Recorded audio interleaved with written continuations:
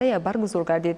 مقصد از راه اندازی چنین یک شورابینی سطحی بلند با فراگیری دایره وسیع سرمایه‌گذاران و صاحبکاران هر سه دولت، معرفی امکانیت‌های سرمایه‌گذاری در جمهوری تاجیکستان با صاحبکاران ازبکستان و کره ارزیابی گردیده. اشتراکداران ابراز می‌دارند که شورابینی در چنین سطح در مقیاس آسیای مرکزی باری نخست دایر شده است. گزارش صدر دینی سراج‌الدین.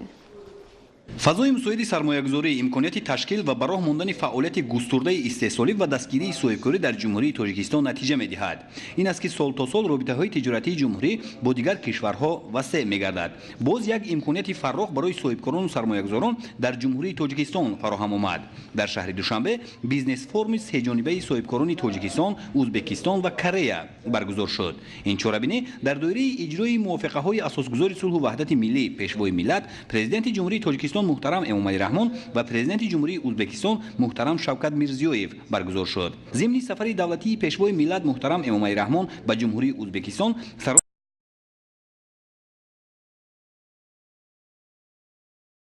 تاجیکستان، ازبکستان و کره در جمهوری تاجیکستان فرم تجارتی تشکیل کرده شود. مقصد از راه اندازی چنین یک چهاربینی سطحی بلند با فراگیری دایره وسیع سرمایه‌گذاران و صاحبکاران هر سه دولت، البته معرفی امکانیت‌های سرمایه‌گذاری در جمهوری تاجیکستان به صاحبکاران ازبکستان و کره میباشد. اشتراکداران چهاربینی ابراز می‌دارند که در چنین سطح برگزار نمودن چنین یک واخوری در مقیاس آسیای مرکزی باری نخست برگزار گردیده است.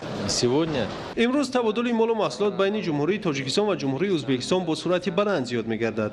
البته این پیشروی‌ها در زمینه تشبس‌های راهبران عالی دو کشور با هم دوست به دست آمده است. امروز گردش مال و محصولات بین کشورهایمان به زیاده از 60% برابر شده است که نسبت به همین دوره سال گذشته به مقدار نزدیک 50 میلیون دلار افزایش داده ایم.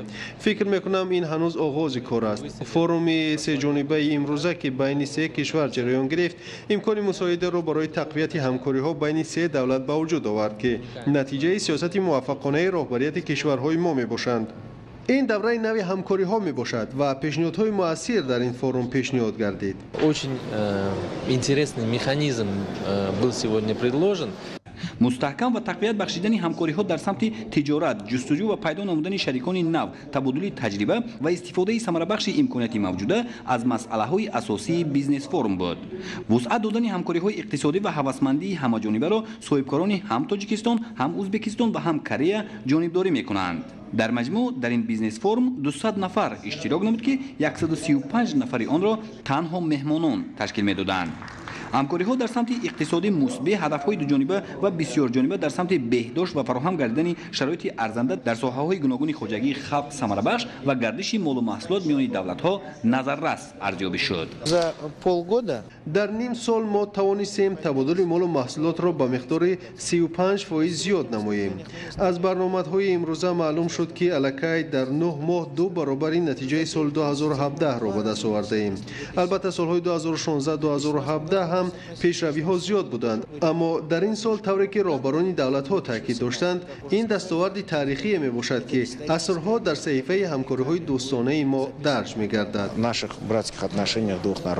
ذخیره‌های انرژتیکی و طبی، استحصال و کارکرد محصولات صنعتی، کشاورزی، سیاحی و کوهنوردی و دیگر مسائل‌ها در جریان بیزنس فورم پررا تجسم یافت.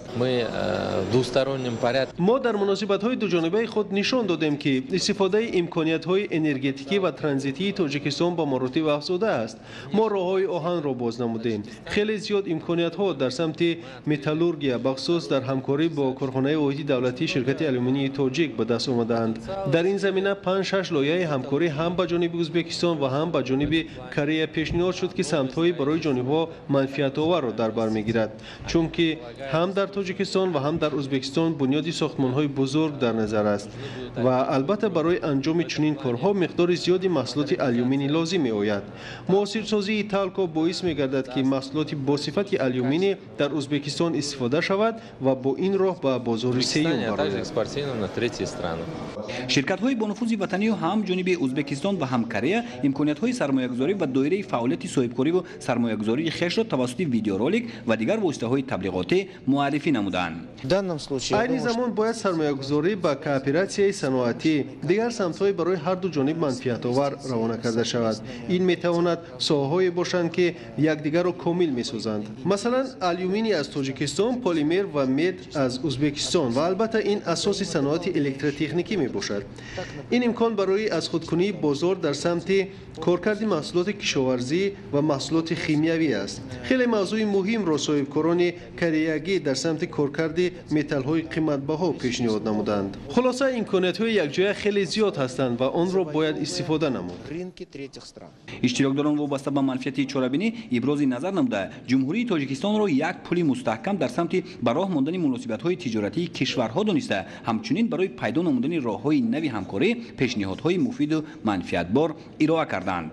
مناسبت‌های تجارتی ازبکستان و تاجیکستان چنان به نظر می‌رسد که خیلی با سرعت رشد می‌کند. صاحبکاران ازبکستانی برای بنیاد کارخانه‌های مشترک هوسمند هستند. می‌دانید چه نزدیک شوی این دو دولت به فضای سرمایه‌گذاری تاجیکستان تاثیر مثبت دارد. بیزنس فورم صاحبکاری زمینه برای رشد همکاری در زمینه برگزار نمودن این چهاربینی صاحبکاران و سرمایه‌گذاران هر سه دولت ملاقات‌های عملی انجام داده جهت برای ماندن همکاری‌ها میان هم نقشه‌ها طرح‌ریزی نمودند. برای انجام دادن چنین گفت و شنید در فرمت B2B شرایط فراهم بود. اشتراکداران بیزنس فورم همچنین با فعالیت کارخانه‌های عظیم صنعتی و امکانات‌ها در ساحه کشاورزی شناس شدند. در همین زمینه صاحبکاران و سرمایه‌گذاران ازبکستانی و کره‌ای با کارخانه واحد دولتی شرکت آلومینی تاجیک جمعیت سهامی کشاده ناقل تالکو و انگورباغی صاحبکار نعمت عثمانوف شهر ترسونزاده تشریف آوردند. در کارخانه واحد دولتی شرکت آلومینی تاجیک و جمعیت سهامی کشاده ناقل تالکو با روند و حجم استحصالات آشنایی پیدا نموده در انگورباغ خواجگی وطن با امکانات‌ها در ساحه کشاورزی از جمله پرورش و استحصال انگور شناس شدند. مهمان‌نوازی در شهر ترسونزاده در دایره رسم و آیین و عنعنه نک تاجیکانه صورت گرفت که پسند مهمانان شد. سپس در کاخ نوروز شهر دوشنبه مراسم امضای سازشنامه صورت گرفت. طور اطلاع داده شد در زمینه برگزاری بیزنس فورم سه جانبه صاحبکاران تاجیکستان، ازبکستان و کره 7 سند همکاری به امضا رسانیده شد. صدرالدین تیراجدین با علی تقاضاده برای برنامه اخبار. ادامه اخبار